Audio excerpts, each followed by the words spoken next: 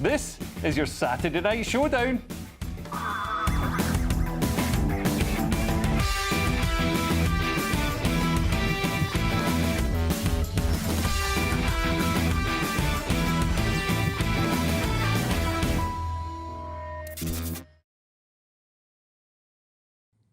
Discussing all tonight's topics with me are my brilliant panel. Joining me tonight are the comedians Aidan McQueen and Lewis Schaefer, a nutrition expert.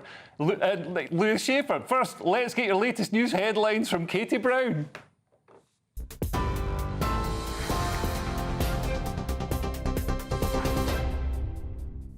Leo, thank you. A very good evening to you. It's just gone 8 o'clock. These are your latest headlines from the GB newsroom.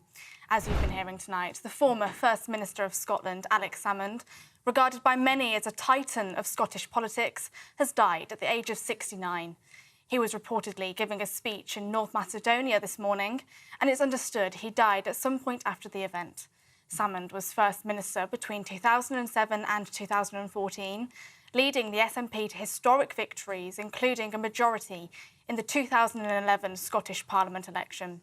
He was also instrumental in the 2014 independence referendum, a campaign that ultimately ended in defeat. Following that defeat, Salmond announced his resignation as First Minister and SNP leader. His deputy, Nicola Sturgeon, succeeded him in both of those roles. Tributes are being paid across the political spectrum this evening to Alex Salmond, and the former First Minister of Scotland, Nicola Sturgeon, said a short time ago that she was shocked and sorry to learn of Alex Salmond's death, adding, "I cannot pretend that the events of the past few years which led to the breakdown of our relationship did not happen. However, it remains the fact that for many years, Alex was an incredibly significant figure in my life, and we formed one of the most successful partnerships in UK politics." Alba Party Deputy Leader Kenny McCaskill has said tonight that the party grieves the loss of their founder and leader, describing Salmond as the outstanding Scottish politician, not just of his generation, but for generations far before. Scotland's First Minister and the leader of the SNP, John Swinney, has also said tonight that Salmond worked tirelessly and fought fearlessly for the country that he loved and for her independence.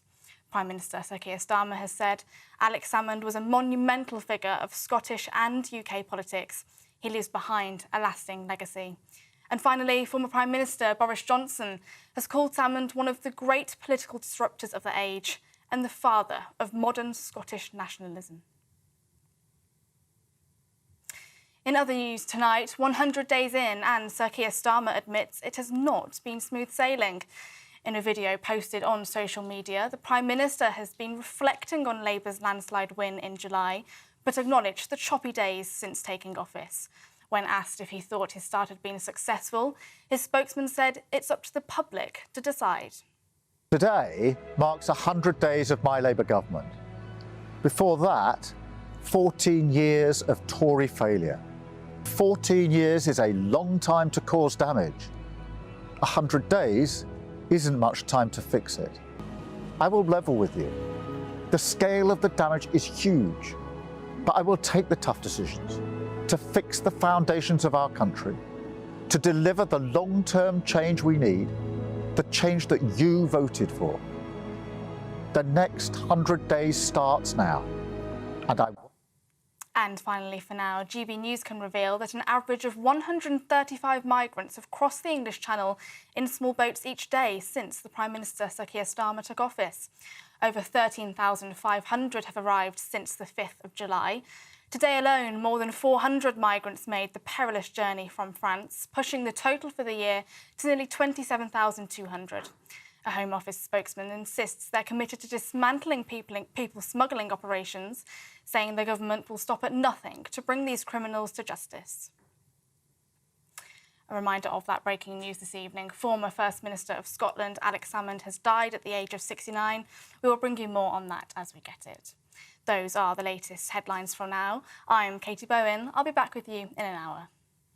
For the very latest GB News direct to your smartphone, sign up to News Alerts by scanning the QR code or go to gbnews.com/alerts.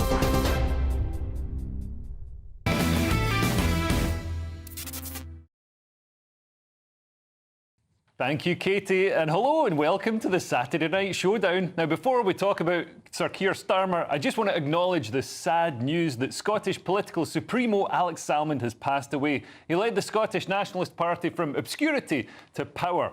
And we have here in the studio a man who was insulted by Alex Salmond and some other people as well. Lewis Schaefer. Lewis, what did he say to you? He called me an idiot. He called me an idiot, and I knew what it meant. Because I said countries should stay together because I'm against divorce. I'm against staying together with anyone, but I'm against divorce. And we were up in Edinburgh at the Edinburgh Festival when I was a comedian, and he said he called me an idiot.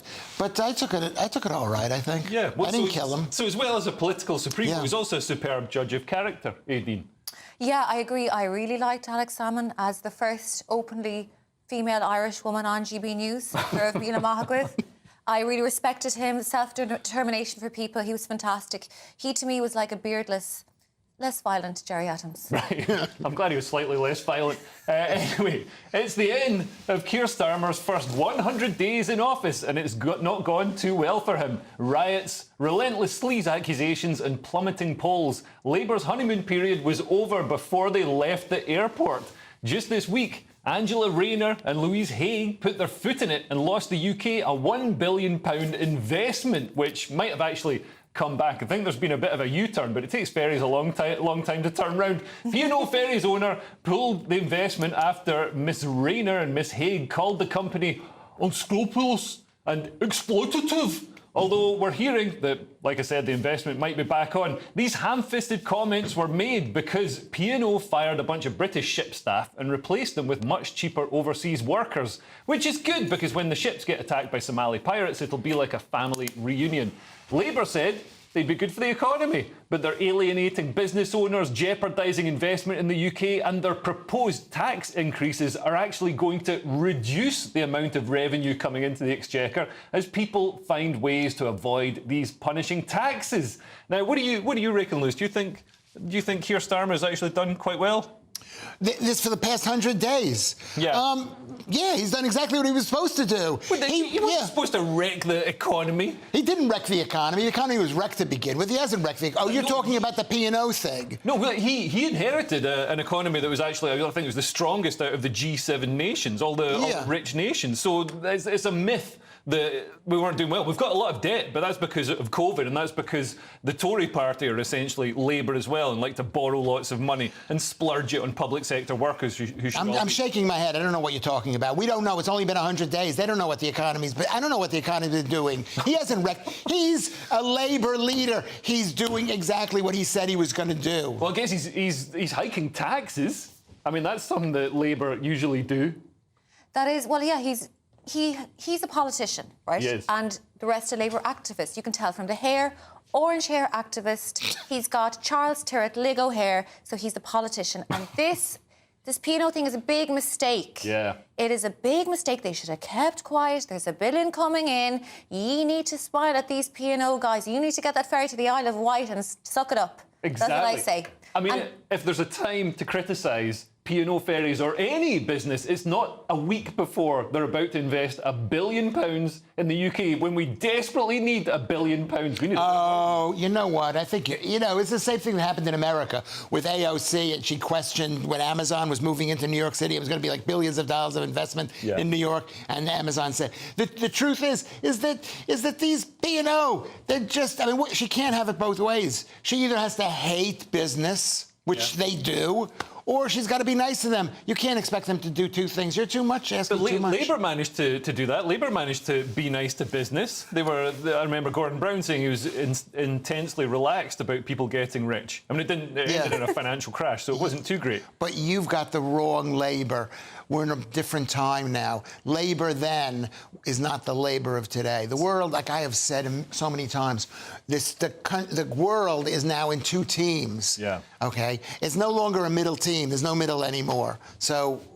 Do you think the Labour we've got now are globalist, communist? They just want to destroy the country and remake it in their own Marxist without us, without the people living here. Yeah, without those 800 British employees, they never cared about them. How could they care about British employees when they're letting in millions of people. How do you think P&O ferries are able to hire these overseas workers? It's Labour who are responsible. Well, it wasn't Labour, it was the Tories who were responsible, but it's the government who are responsible for letting people in. Come in. Now, Labour's poll lead over the Tories has been cut to just 5 points, as almost 4 in 10 voters say Keir Starmer's first 100 days in charge have made Britain worse. Keir's approval ratings are absolutely tanking. In fact, with 4 in 10 British voters saying he's made the country worse. The Labour Party itself has fallen from a net favourability rating of +6 after the general election. That was the honeymoon period, still wasn't that great, to -21 now, according to Ipsos. Sir Keir's own favourability rating has fallen to -26. He's about as popular as Myra Hindley. Almost half of those who voted for Labour say they feel let down, according to that poll. Over to my panel. I mean, how do you think? Do you think he's going to be able to recover by the next election? I mean, there is a 5-year. Maybe he's trying to get all the bad stuff in now so he can recover. Yeah, he'll do all the bad stuff now, and then he'll just be cute about it and have a giveaway budget just before the election again with some cosmetic changes. You see, the thing I find interesting as an Irish person, we have proportional representation. So you've got about 5 different Labour parties with the gamut from really not Labour at all to borderline communist. So the problem with him is he's really a Lib Dem. Yeah. And he's trying to tag along all these borderline communists with him. But he'll find his way. I think he'll still be better than the Tories. Yeah, I think all politicians are pretty much Lib Dems these days, apart from Reform. The only people who are willing to actually oppose the civil service seem to be Reform. Yeah, that's basically it. Reform is not the only. I think, and I'm not even sure the Tories. Not the Tories, the Labour are the Labour anymore, right? Because I think who are the true Labour? The Green Party, maybe? Well, I think the Green Party are the extremist student communist party. Yeah. So they're even more demented. But you also have that kind of element of the Green Party where it's like, I love the environment. I own quite a big chunk of it in Kent. You know, you have a very, very wealthy cohort in the Green Party that is not going to give away their land. So that's also extreme. But, I mean, we have the same in Ireland. The Green Party varies from somebody who's sellotaping themselves to roller skates to, I don't know, somebody who owns 3,000 acres. And all the gamut in between. Well, I get the feeling that people in the Green Party or Just Stop Oil, when they get arrested for demonstrating, they never need to worry about who's feeding their horses. They've got staff that do that. Anyway, Keir has certainly made Britain smaller. He's handed away the Chagos Islands, my favourite part of Britain, a strategic outpost in the Indian Ocean. Those islands and their pristine tropical reefs will soon be in the hands of Chinese-influenced Mauritius. So you'll likely get to see China strip mining them for cobalt and fishing them with dynamite. To reassure Parliament he wouldn't then go on and give away the Falkland Islands next, Keir Starmer claimed his uncle was on a warship that was torpedoed during the Falklands War. Keir was trying to steal valour on behalf of his uncle, apparently. The problem with this is that the only ship torpedoed during the Falklands War was an Argentine cruiser, the General Belgrano. Now, we know he had one uncle on board HMS Antelope, which, and Starmer said he's not familiar with military terminology, but after his disastrous start in office and his disdain for Britain's working class, I wouldn't write off the idea of Keir Starmer actually having a family member fighting for the Argies. Now, the Chagosians, whatever you want to call them, the people who are on these islands, they were turfed off the islands, but they were rehomed, a lot of them. Some of them in Mauritius, most of them around Gatwick for some reason. But they don't want the islands to go to Mauritius. So they weren't consulted. I mean, do you think it's a good idea to hand these islands to Mauritius? Because Mauritius is going to say, well, the Chagosians that are living around Gatwick now have no right to return to these islands. Well, what I heard that Joe Biden got on the phone and told Keir Starmer he's got to do it now. Really? That's what I heard. I could have made that up.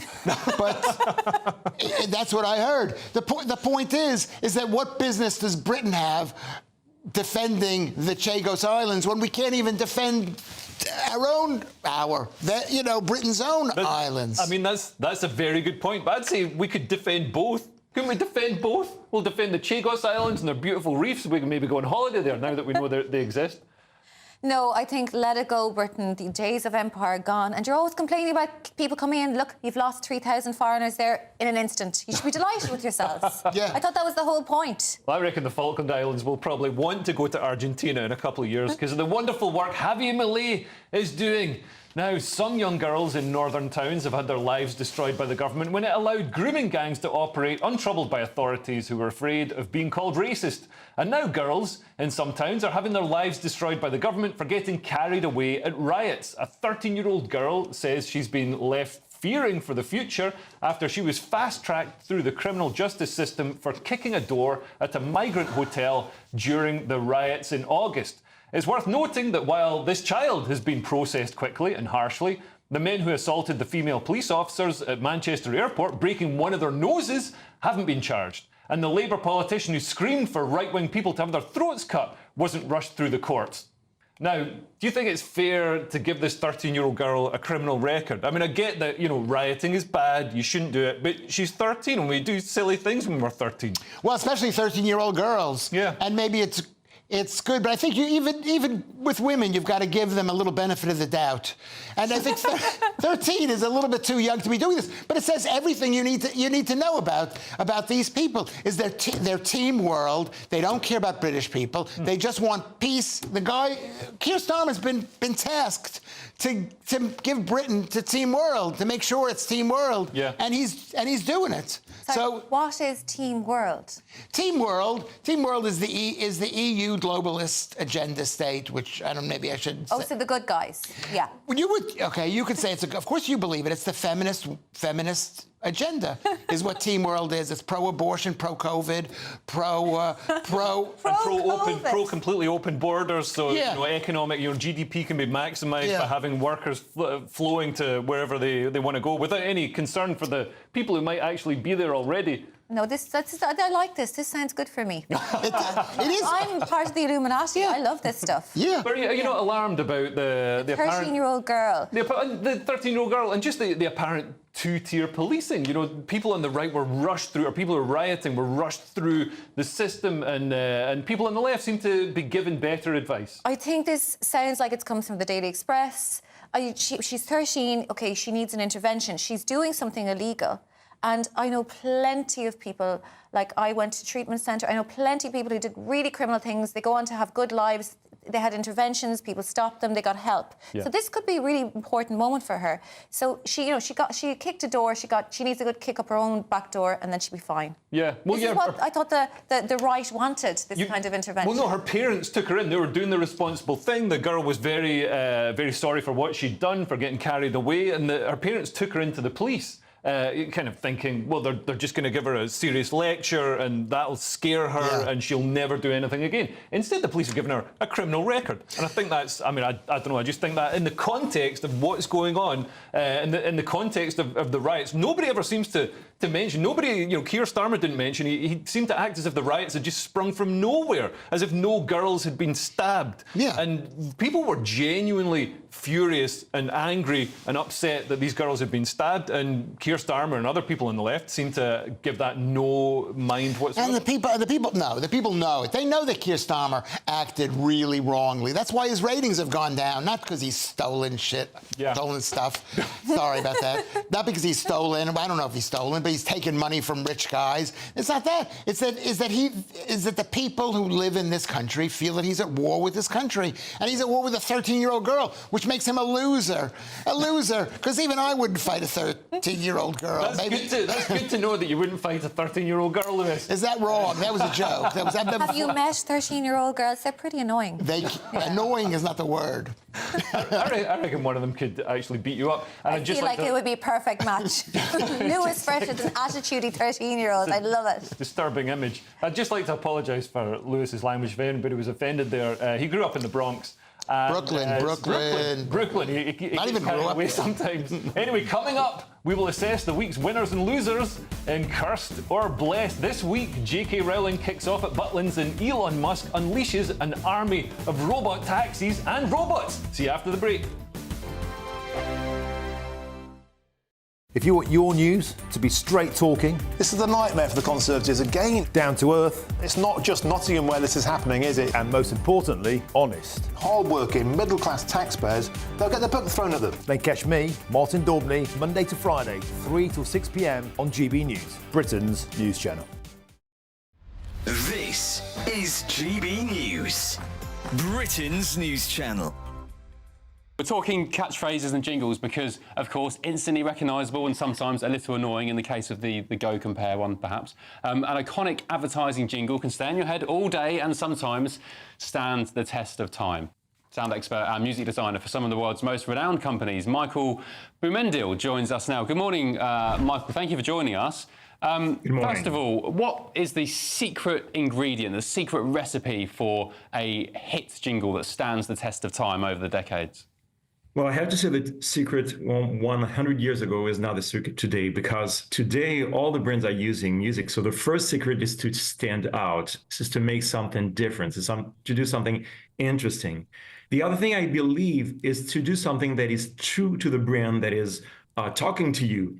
You know, it's not only about the memorability, but it's about telling something about the brand. You know, when I hear you, your voice, your tone of voice says not only who you are, I can recognize your voice, but it says a lot about your mood, your personality. So the other reason why we make successful jingles is because they're catchy, because they're different, but also because they say something to us that is interesting, and finally keeping this link between the brand and the customers. Michael, tell us about your involvement in the new Maybelline jingle. This makes me, I mean, I haven't heard it, but it makes me a little bit sad because I was an avid Maybelline concealer user for many years. Other brands are available, but the jingle was the main reason why I got bought into it. You don't have to be sad because we kept most of the legacy. GB News, the People's Channel. Conservative MPs have finally chosen their top 2 for the leadership. And now, it's over to the members. Join me, Christopher Hope, on Thursday as Kevin Badenoch and Robert Jenrick are quizzed by Conservative Party members and myself at our GB News leadership event. And afterwards, join me, Patrick Christys, with a live studio audience and a star panel as we discuss what it means for the Conservative Party and what it means for you. Decision Time, the race to lead, from 7 p.m. this Thursday, only on GB News, the People's Channel, Britain's news channel.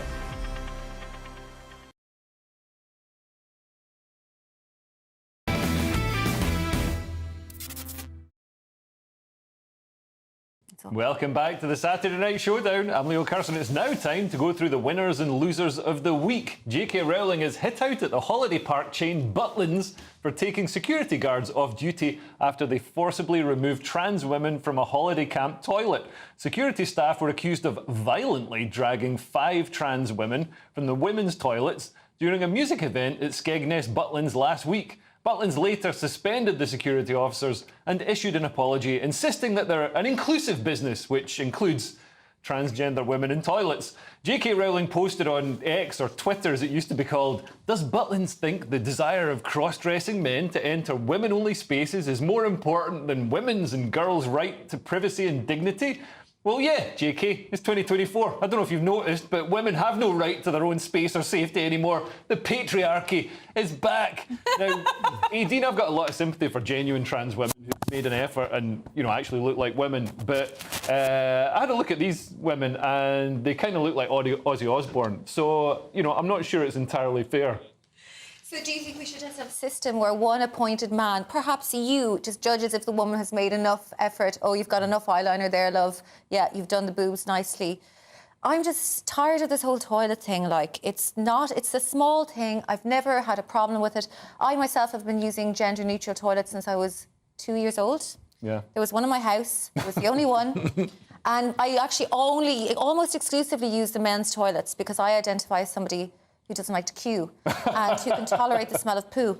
But yeah, it's just way more of a big issue than people make out that it is. Yeah. I definitely think so. It's never bothered me that I've never felt unsafe. Right. You've never felt unsafe in a toilet? Never. I've felt unsafe in a toilet. I remember you walked into a toilet after me and I felt quite unsafe. I wasn't sure how you identified. I mean, who do you think's right here? JK or the... I think I'm with Aideen on this thing.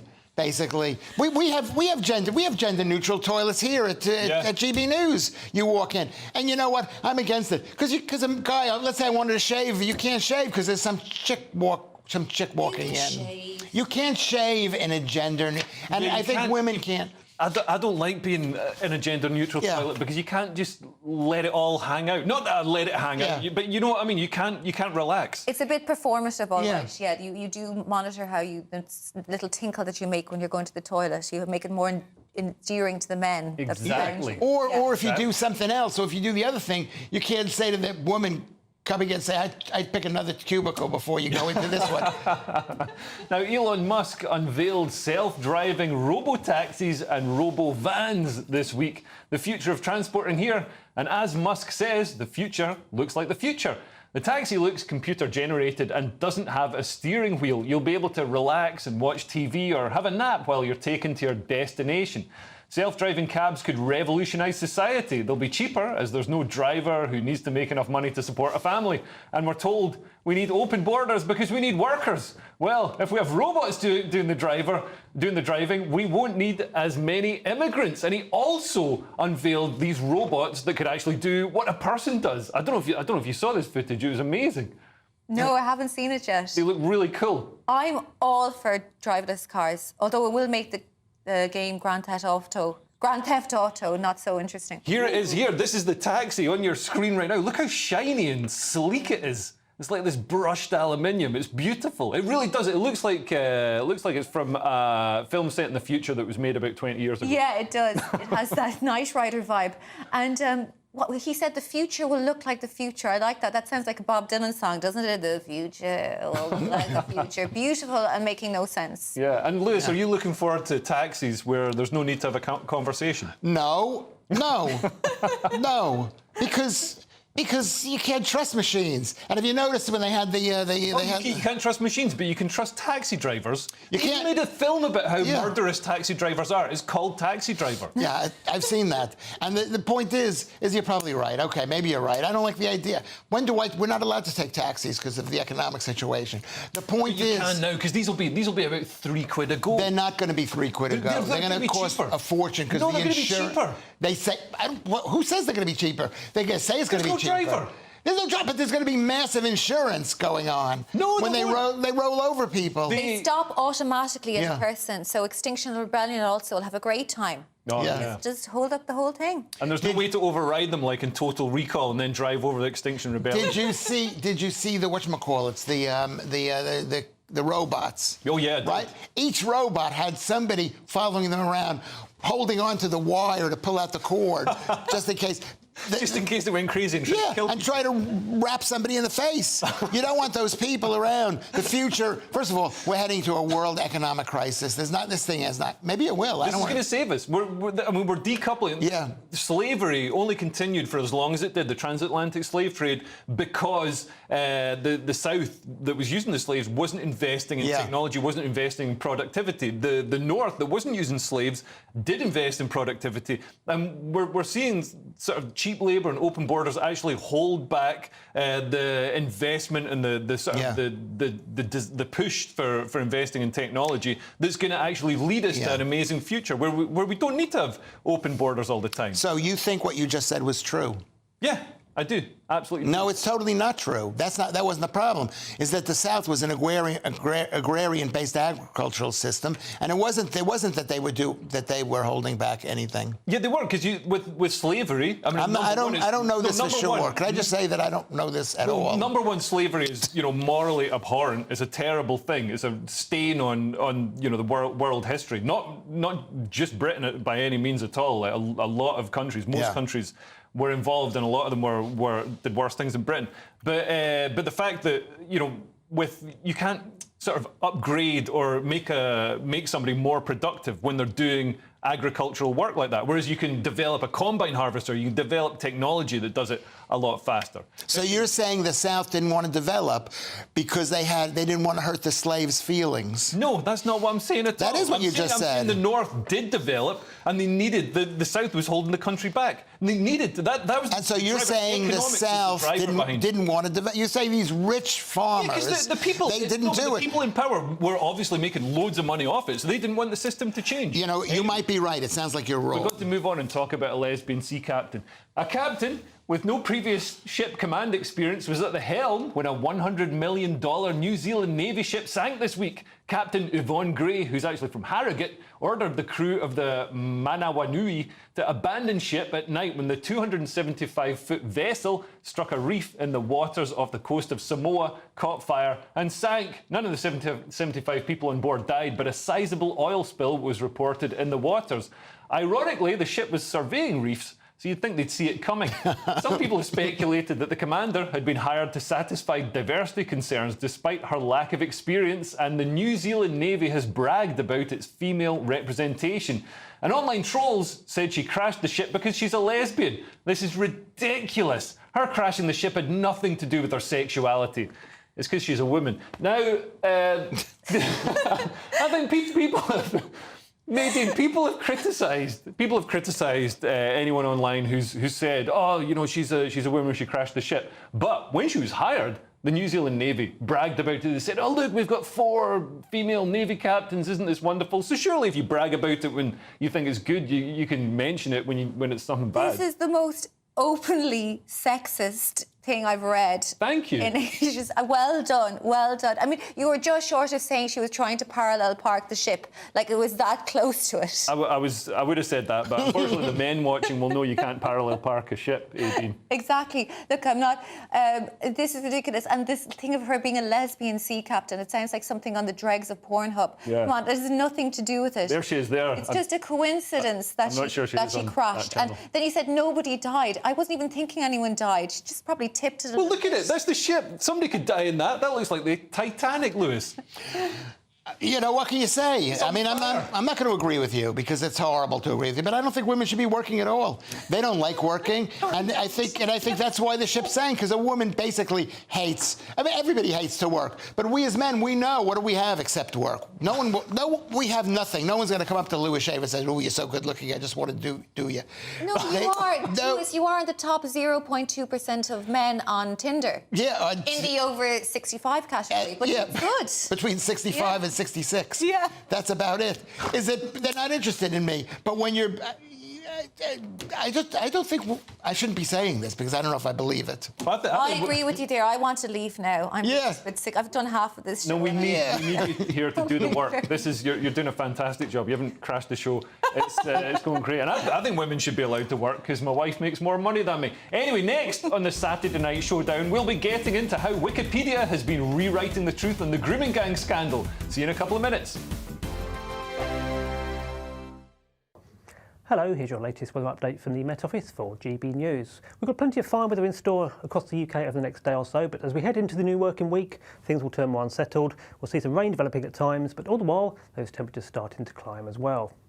At the moment, low pressure is moving off the sea out into the North Sea. That's allowing a ridge of high pressure to build in from the west, so things starting to quieten down, but a bit of a chilly northerly breeze developing as well. And certainly as we go into the overnight period, we'll hold on to quite a few showers in that northerly airstream across the north and northeast of the UK. Some wintry showers across the high ground in Scotland, but things will start to quieten down from the west as that ridge of high pressure builds in. Lots of clear weather developing, and certainly by the morning on Sunday, a touch of frost forming, particularly across the north of the UK where temperatures will dip below freezing. As for Sunday itself, then, we'll get off to a pretty showery start again, once up towards the north and northeast of Scotland. Again, a few of those showers a little bit on the wintry side across the mountains. Quite a keen northwesterly breeze still blowing here too. Further south across southwest Scotland into Northern Ireland and the north of England, mostly fine. Plenty of sunshine, although some high clouds starting to come in across Northern Ireland, turning that sunshine a little bit hazy. Quite hazy the sunshine too across parts of Wales and southwest England. So the best of the sunshine to start the day generally the further east you go.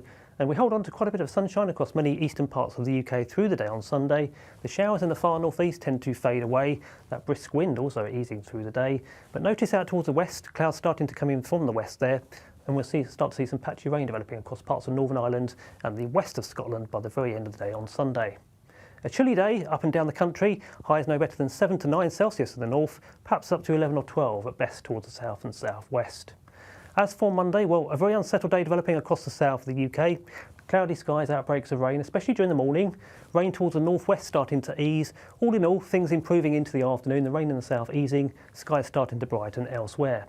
Things are turning generally unsettled into the coming week. Rain at times, but notice those temperatures also on the climb up to the high teens in Celsius.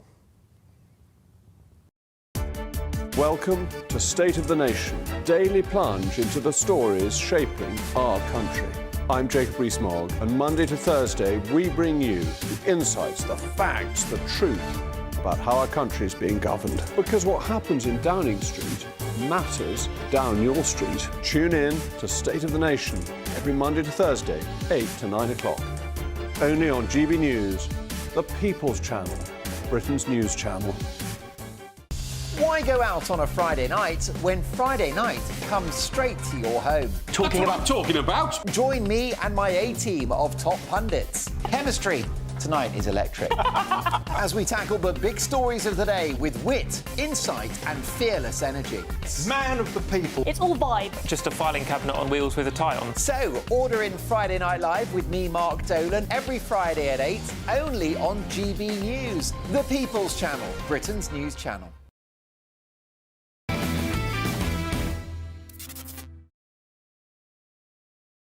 Welcome back. Now, what's the latest on the Puff Daddy, P. Diddy, whatever he's calling himself this week, sex scandal? Well, this week, Piers Morgan was forced to issue an apology to the rapper Jay-Z, or Jay-Z if you're watching in America, and his wife, Beyonce, after Jaguar Wright, why are these people all named after weird cars? A guest on Piers Morgan's YouTube show titled Uncensored said she had been screaming that Diddy and Jay-Z are monsters for 4 years. She also described Jay-Z and Beyonce as nasty and asserted that they have kept people against their will. One of Puffy Diddler's lawyers said, Piers Morgan's irresponsible broadcast filled with lies is so far over the line that a legal ultimatum was warranted. Now, we all know that when a rich, powerful man uses legal threats to silence claims, it's because those claims are false. Piers later edited the episode of Uncensored to remove the problematic claims, and he should probably change the title of the show to Censored. Guys, let's speculate wildly and defamatorily. Who do you think is going to be dragged into this? No, don't name names. But I mean, it's got sort of Epstein Island vibes to it. But I think so far, Puff Daddy's still alive. I think nobody's going to be dragged into it because I think there's so many people dragged into it they can't afford to. Team World, your team, all those people who give money to the Democratic Party, all those people who give money to Labour and say, oh, woo, woo, woo. You love the open borders. They don't care. Well, because they're politicians apparently were at some of these parties, especially East Coast politicians, New York politicians.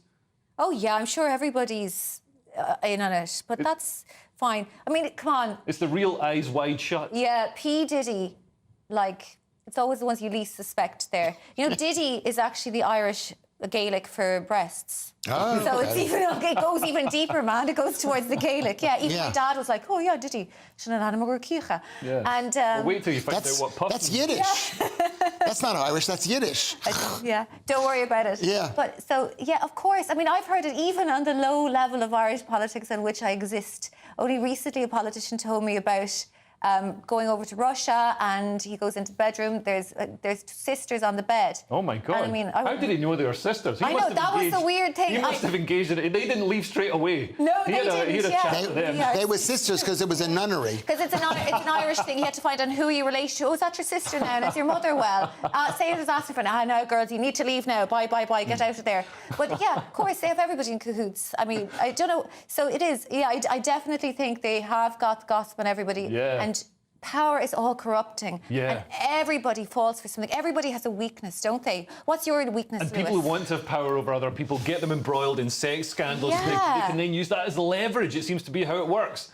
Now, do you use Wikipedia as a source of research? Do you trust it as an unbiased, objective representation of the truth? Well, unfortunately, you might have to stop, as it's been taken over by far-left activists who push their own agenda. The latest example of this is the rewriting of the Wikipedia page on grooming gangs to misrepresent this horrific crime trend as a moral panic. Yes, according to Wikipedia, it's just a racist conspiracy theory, and all those thousands of girls who were raped and sometimes killed by predominantly Pakistani Muslim men are liars. What an insult to the survivors who weren't believed at the time and had to fight for justice. And what happened to believe all women? The Wikipedia editor, whose surname is Scepter and whose reported real name has been circulating on social media, says that their editing is helping to reduce the amount of cisgender, heterosexual and male systemic bias on the encyclopedia.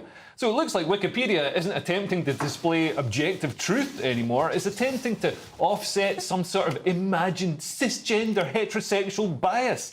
You know, the misinformation laws that the government is pushing through, the Online Safety Act, and the regulations around what can and can't be said on social media? Well, these people are going to be the people who are going to be creating and administering these rules. Purple-haired, basement-dwelling communist paedophiles will be deciding if you've broken hate speech laws. Your life will be in the hands of the transvestite from Silence of the Lambs, who'll decide whether you go in the well or not.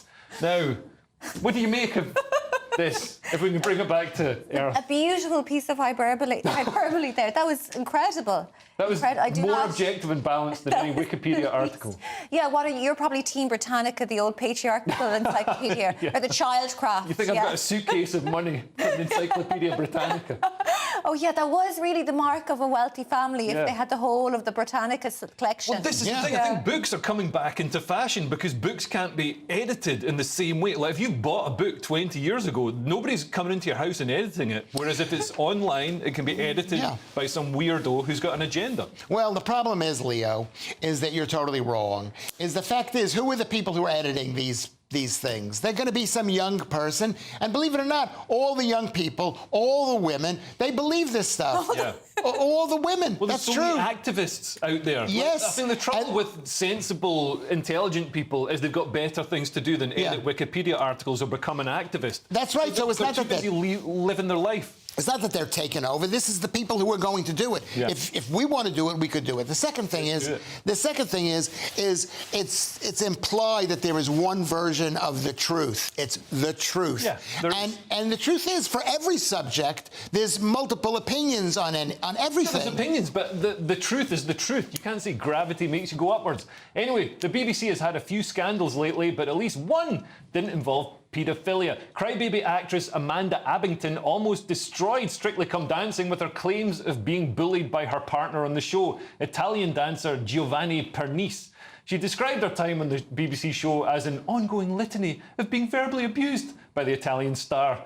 Yes, Amanda, have you seen the show? It revolves around passionate Italian dancing instructors shouting at dopey celebs to get them to move their hooves in time to music. Obviously, you're going to get shouted at. It's like going on Kitchen Nightmares and crying because Gordon Ramsay called you an idiot sandwich and said your fridge is dirty. Soon, nobody's going to be able to display any emotion on television. We're ruining entertainment. No, scratch that. We're ruining Western civilization. So that self-absorbed snivellers like Amanda don't get hearty feelings. However, the investigation also revealed that Amanda is no angel herself. In WhatsApp conversations, Miss Abbington referred to the Sicilian dancer as some words I can't say on TV.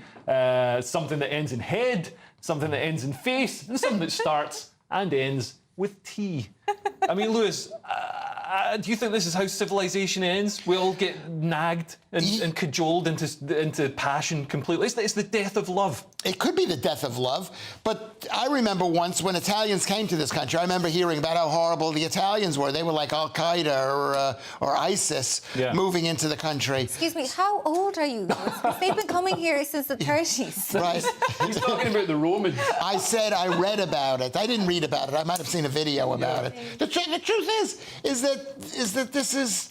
I never watch TV because it's live TV and I don't want to pay the £169. TV is for appearing on, not for watching. You can still watch, like, just don't watch the BBC and you don't have to pay. No, that's not true. I got the list. It is true. Is it live TV? Broadcast live TV? It's live TV. And I got a letter from the BBC saying if you watch live TV, you will have to pay your Really? Your thing, yeah. I thought it was just the BBC maybe stuff. I read it wrong. I'm pretty sure it's just the BBC stuff. Anyway, what? No, It's not ridiculous. A license to own a television. Yeah. Like, why not have a license to own a dishwasher? Anyway, next on the Saturday Night That's Show. coming. Oh, it will be coming. It's Keir Starmer's next plan. But next, we'll be showing you Jeremy Vine strutting around his office in high heels. You don't want to miss that, do you? See you in a couple of minutes.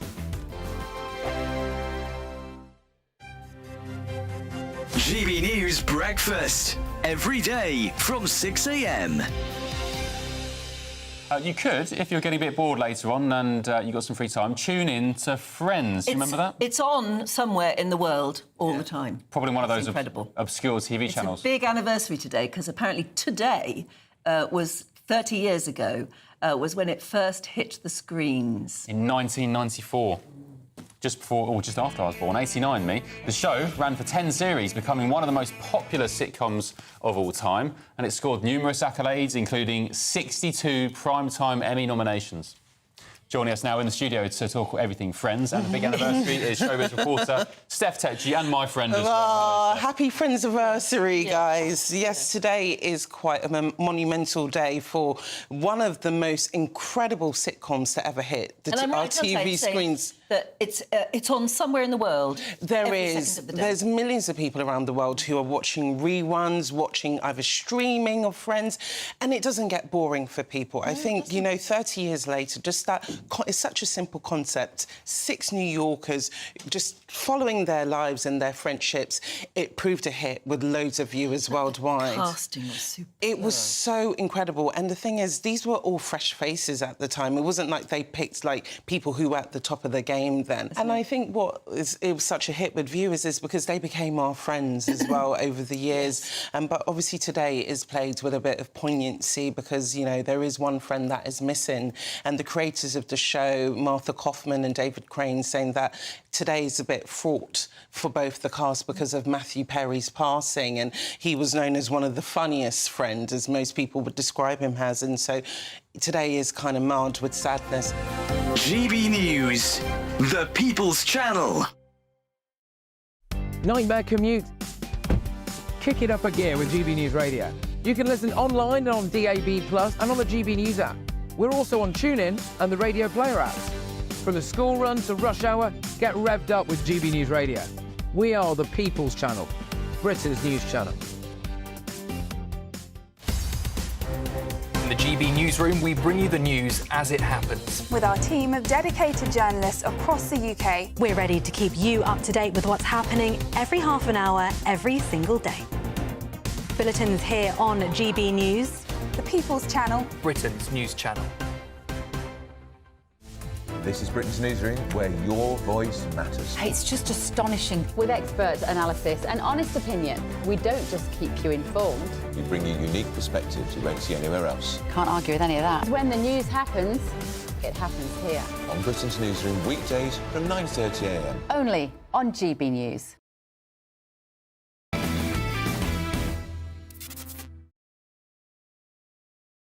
Welcome back. Now, Hurricane Milton hit Florida this week, and what was noticeable about it was how many people stayed instead of evacuating. Most of them didn't hunker in the basement as well. They're Florida men. They went up on the roof and sat in a deck chair with a bottle of Jack Daniels. One man was rescued by the Coast Guard floating miles out in the ocean, clinging to a beer cooler. And another man went viral, an aficionado of crack cocaine named Lieutenant Dan, who lives on a boat. Let's take a look. Now me, I was scared, but Lieutenant Dan, he was mad. Come on! You call this a storm? I'd just like to reassure you that Lieutenant Dan is absolutely fine. He survived the storm, so he's alive and well to shoplift and get arrested for smoking crack another day. Would you sit out the storm or would you leave? Oh, I'd be gone, absolutely. Right. But, statistically, the weather is sexist because female storms and hurricanes named after women, twice as many people die. Yeah. Because people don't take them seriously. They're like, oh, it's just my mom telling me what to do. I'm going to stay around. Yeah. So twice as many people die in Hurricane Katrina than, say, Hurricane Milton. And also, they always name them after white guys, like Milton. I think they used to name them just to have girls' names, if I remember correct. I don't even remember. But I remember. I think they used to alternate. Yeah. In the storms now, it takes Ireland and Britain take turns doing it.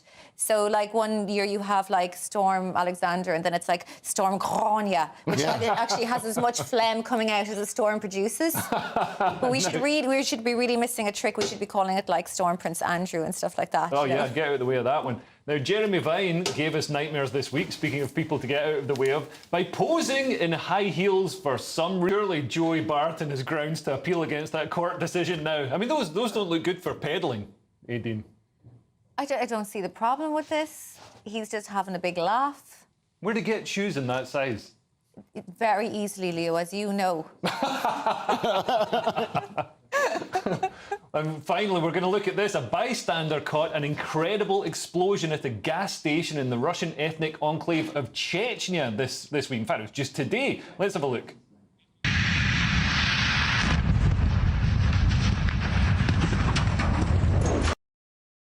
Oh my God, that was amazing. That was like something from Hollywood. That just needed Wolverine walking in slow motion. I think it was a little suspicious that he had the view. Normally it's like they move the camera after the explosion takes place. This is they saw the explosion happening and they were just right there. So, good on that guy. I was a bit suspicious because it was almost too well orchestrated, but I've seen the same explosion from many different angles, so the explosion definitely happened. I think it's just a Chechen guy who isn't afraid of dying, because dying is actually better than being in Chechnya.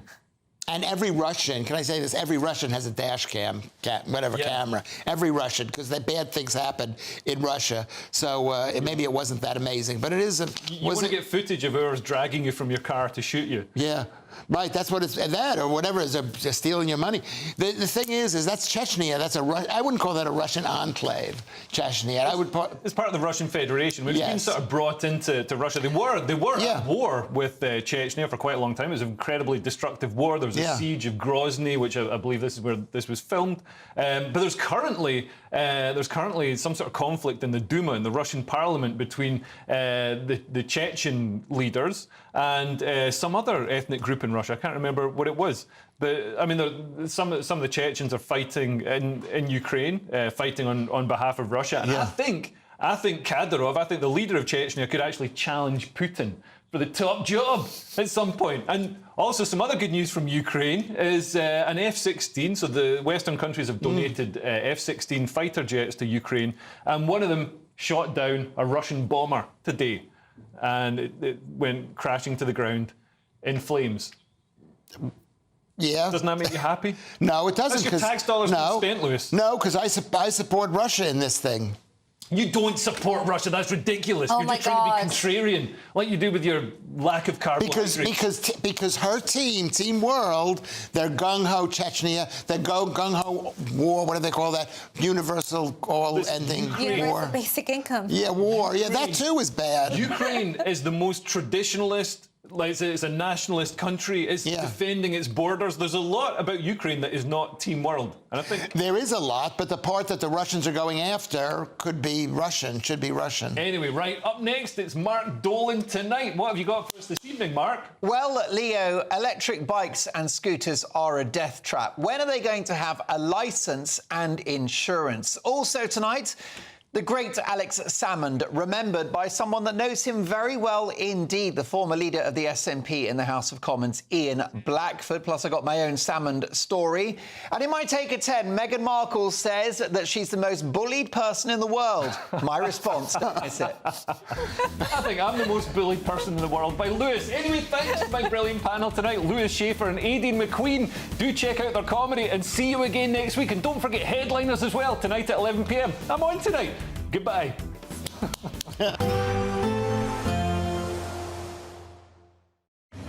A nice bright morning will generate a lovely warm day, right through to the evening. Boxed Solar, sponsors of weather on GB News. Hello, here's your latest weather update from the Met Office for GB News. We've got plenty of fine weather in store across the UK over the next day or so, but as we head into the new working week, things will turn more unsettled. We'll see some rain developing at times, but all the while, those temperatures starting to climb as well. At the moment, low pressure is moving off the sea out into the North Sea. That's allowing a ridge of high pressure to build in from the west, so things starting to quieten down, but a bit of a chilly northerly breeze developing as well. And certainly as we go into the overnight period, we'll hold on to quite a few showers in that northerly airstream across the north and northeast of the UK. Some wintry showers across the high ground in Scotland, but things will start to quieten down from the west as that ridge of high pressure builds in. Lots of clear weather developing, and certainly by the morning on Sunday, a touch of frost forming, particularly across the north of the UK where temperatures will dip below freezing. As for Sunday itself, then we'll get off to a pretty showery start again, once up towards the north and northeast of Scotland. Again, a few of those showers a little bit on the wintry side across the mountains. Quite a keen northwesterly breeze still blowing here too. Further south across southwest Scotland into Northern Ireland and the north of England, mostly fine. Plenty of sunshine, although some high clouds starting to come in across Northern Ireland, turning that sunshine a little bit hazy. Quite hazy the sunshine too across parts of Wales and southwest England. So the best of the sunshine to start the day generally the further east you go. And we hold on to quite a bit of sunshine across many eastern parts of the UK through the day on Sunday. The showers in the far northeast tend to fade away. That brisk wind also easing through the day. But notice out towards the west, clouds starting to come in from the west there. And we'll start to see some patchy rain developing across parts of Northern Ireland and the west of Scotland by the very end of the day on Sunday. A chilly day up and down the country, highs no better than 7 to 9 Celsius in the north, perhaps up to 11 or 12 at best towards the south and southwest. As for Monday, well, a very unsettled day developing across the south of the UK. Cloudy skies, outbreaks of rain, especially during the morning.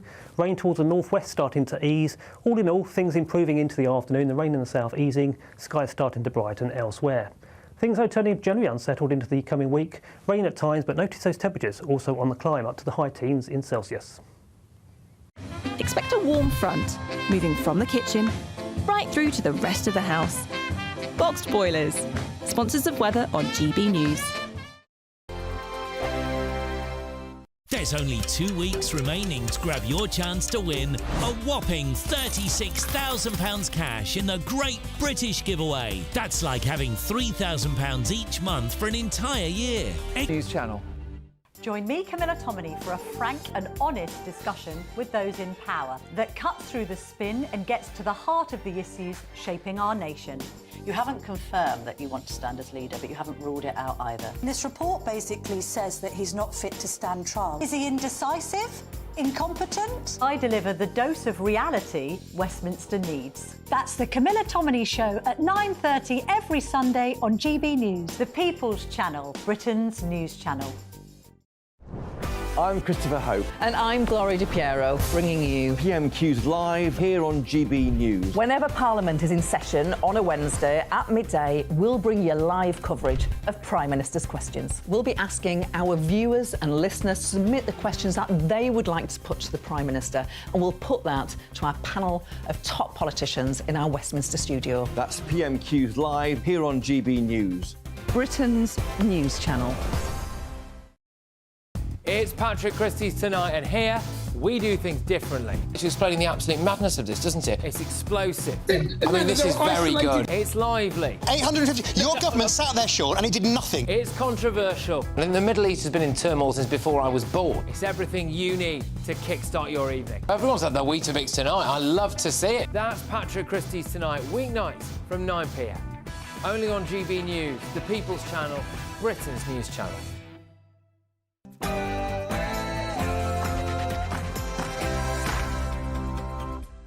Good evening. It's 9 o'clock on television, on radio and online in the United Kingdom and across the world. This is Mark Dolan Tonight. In my big opinion, electric bicycles and scooters are out of control as a 2-year-old child is almost killed by a cyclist on an e-bike. It's time something was done about these death traps, which are bringing misery and chaos to Britain's town centres. That is my big opinion in just a moment. And very sad news tonight. A titan of Scottish and British politics dies suddenly at the age of 69. Salmond